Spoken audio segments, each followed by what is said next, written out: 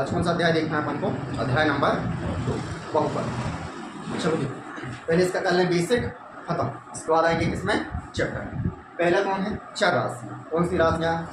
वो लोग वे राशियाँ जिनका मान आवश्यकता अनुसार परिवर्तित होता रहता है, उनको क्या बोलते हैं अपन लोग? चर राशि। देखो जैसे ABCD है, इसका मान आवश्यकता अनुसार क्या होता है? बदलता रहता है। चाहो तो A बराबर 1 ले लो, चाहो तो 2 ले लो, चाहो तो 3 ले लो।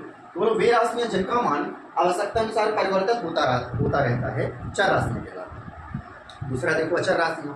बोलो वे राशियाँ जिनका मान आवश्यकता अनुसार परिवर्तित नहीं होता। जैसे यदि कोई बोले तुम दुकान जाओ, कहाँ जाओ, और तुमने बोला कि भैया हमको 5 रुपये का पेन दे दो। क्या दे दो? 5 रुपये का।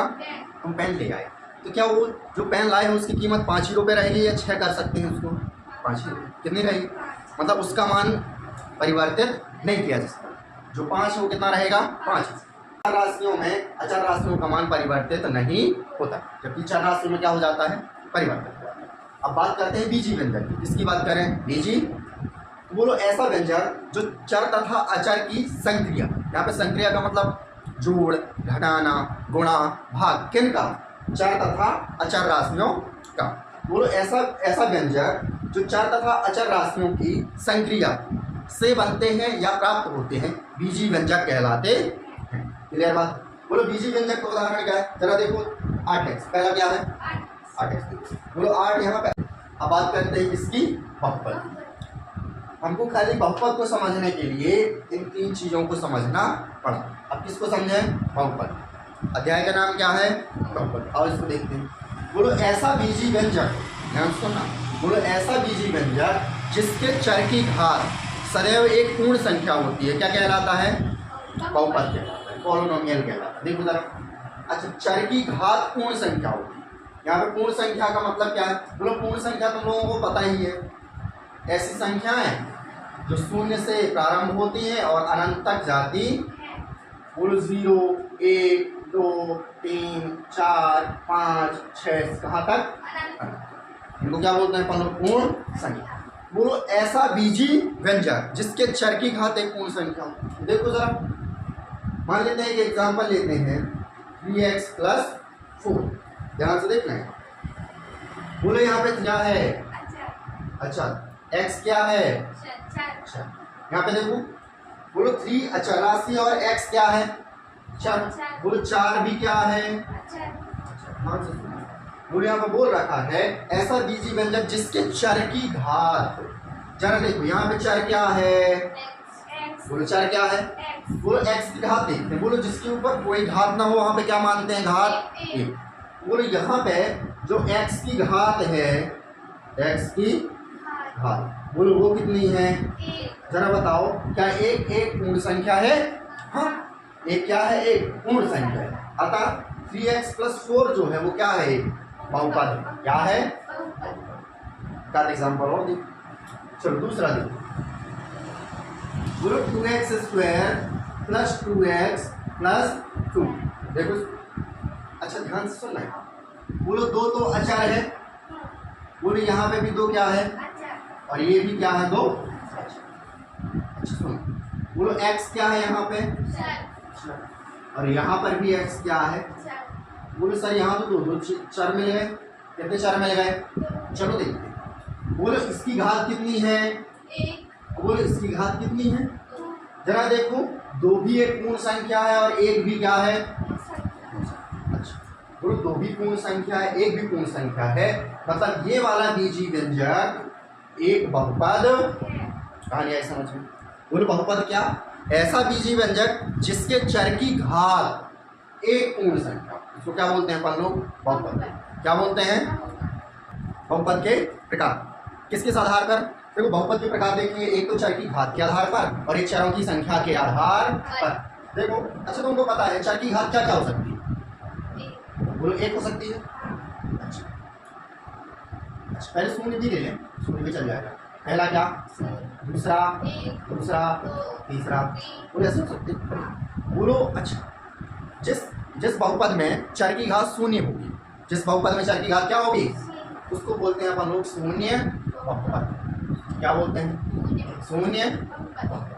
शून्य घात का बहुपद। बोलो जिसकी घात 1 होती है उसको बोलते हैं अपन लोग रैखिक, क्या बोलते हैं, रैखिक बहुपद। बोलो जिसकी घात 2 होगी उसको बोलते हैं द्विघात, द्विघात बहुपद। बोलो जिसकी घात 3 होती है इसको त्रिघात। आओ इनके एग्जाम्पल देखते हैं। बोलो घात कितनी होनी चाहिए पहले, 0।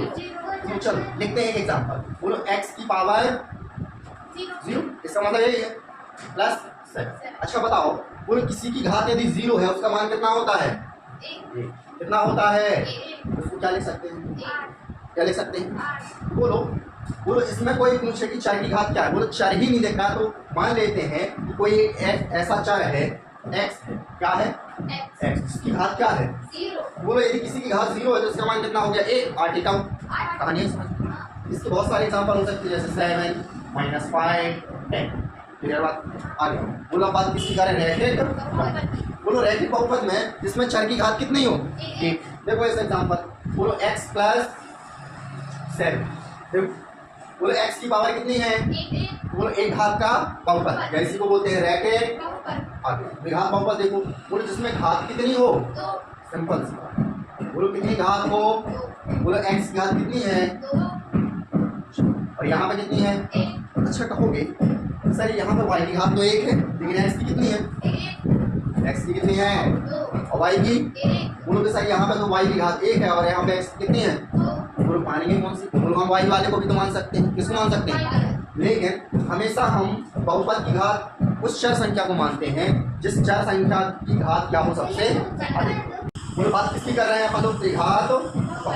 बोलो जिस चर की घात कितनी हो, 3। कितनी हो, यहाँ पे देखो, बोलो 7x³ + x² +। बोलो चर की घात कितनी है 3 और यहाँ पर क्या है 2। बोलो मानेंगे कितनी, बोलो इसको क्या बोलेंगे, त्रिघात।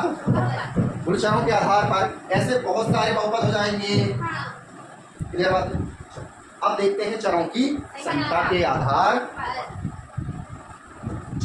बोलो चरों की संख्या के आधार का क्या मतलब, जरा देखो। बोलो पहला देखो, बोलो एक चर वाला, कितने चर वाला, बोलो x² + 2x + 1। यहाँ पे देखो, बोलो यहाँ पे चर क्या है और यहाँ पर भी, तो ये लगे है कि 2 चर, कौन सा चर, एक भी चर है और उस चर का नाम क्या है, बोलो क्या नाम है, आगे बढ़ो। बोलो 2 चर वाला, कितने चरों वाला, देखो जरा, बोलो 2x² + 2y²। देखो अपन को अब चर की घात से कोई मतलब, बोलो मतलब किससे है, अब खाली और x, मतलब चरों की संख्या। यहाँ पे देखो एक चर ये रहा और एक चर, कितने चर हो गए, बोलो 2 चर हो गए। यहाँ पे कौन कौन से, एक तो x और दूसरा, बोलो इसको क्या बोलेंगे, 2 चरों वाला बहुपद, 2 चरों वाला। ऐसे ही यदि हम x + y + बोले यहाँ पे कितने चर हो गए, तो उसको क्या बोलेंगे, 3 चरों वाला। अब इन दोनों का कॉमन रूप देते हैं, इसको और देखते हैं ना। बोलो 2x² + 2y² + 2z का, यहाँ पे देखो, बोलो घातें भी दे रखी हैं और चरों की संख्या। अब दोनों के आधार पर देखो, बोलो घात कितनी है, इसकी भी घात, इसकी भी घात, तो बोलो मैक्सिमम घात कितनी है, बोलो मैक्सिमम घात कितनी है। बोलो घात के आधार पर घात 2 है तो उसको क्या पढ़ते हैं, घात। चरों की संख्या देखो, बोलो एक चर ये, दूसरा ये और तीसरा, बोलो कितने चर हैं, 3, इसको क्या बोलेंगे, बोलो 3 चरों वाला, 3 चरों वाला। बोलो घात कितनी है, 2, तो द्विघात बहुपद। द्विघात कहानी आई समझ में, तो बोलो घात कितनी है, बोलो कौन सा बहुपद, बोलो चरों की संख्या कितनी है, तो बोलो 3 चरों वाला बहुपद। दोनों को मिला दो, बोलो 3 चरों वाला द्विघात। ऐसे ही बहुत सारे एग्जाम्पल बन जाएंगे। कहानी बेसिकली समझ में आ गई, बेस लगभग समझ में आ गई, इसमें ज़्यादा मेहनत नहीं करती। तो पहला क्या है, शून्याङ्क। बोलो बहुपद का शून्याङ्क क्या होता है, बहुपद का ऐसा मान होता है जिसे यदि बहुपद में ही वापस कर दें तो बहुपद क्या हो जाता है, शून्य, इसलिए उसको क्या बोलते हैं अपन लोग, शून्याङ्क बोलते हैं। बोलो बहुपद का ऐसा मान जिसे बहुपद में रखने पर बहुपद का मान क्या हो जाए, शून्य, क्या कहलाता है इसका, शून्याङ्क। बात करें इसकी गुणांक की, बोलो बहुपद px की जो चर के साथ गुणे रूप में उपस्थित होता है, जैसे एक बहुपद ले लेते हैं तो उससे समझ में आ जाएगा। तो 2x² + 2x + 7, जरा बहुपद क्या है तुम्हारा px, बहुपद क्या है px, 2x² plus 2x plus, यहाँ पे देखो शून्यांक इस बहुपद का ऐसा मान x का मान, इसका मान x का मान, जिसे इसी में रखने पर ये बहुपद क्या हो जाए, शून्य हो जाए। क्या हो जाए, क्या कहलाता है, शून्य। अब गुणांक में देखो और यहाँ पे चर देखो, पहला क्या है और दूसरा भी क्या है x, लेकिन यहाँ पर नहीं देखेंगे, यहाँ पर लिखेंगे x² का गुणांक, x² का, फिर x का गुणांक और लास्ट में अचर पद। लास्ट में क्या आता है, अचर। तरह देखो बोलो x² के साथ गुणे रूप में कौन उपस्थित है, तो ध्यान से देखो बोलो x² के साथ गुणे रूप में कौन उपस्थित है, बोलो x² का गुणांक, x² का गुणांक, साथ में देखो बोलो x का गुणांक, देखो इसका गुणांक, बोलो x के साथ गुणे रूप में कौन उपस्थित है, बोलो इसका भी गुणांक क्या हो गया। चलो अचर पद में आओ, बोलो अचर पद क्या है यहाँ पे, 7। अचर पद क्या है, बोलो x² का गुणांक, x का गुणांक और अचर पद क्या है, बात आई समझ में।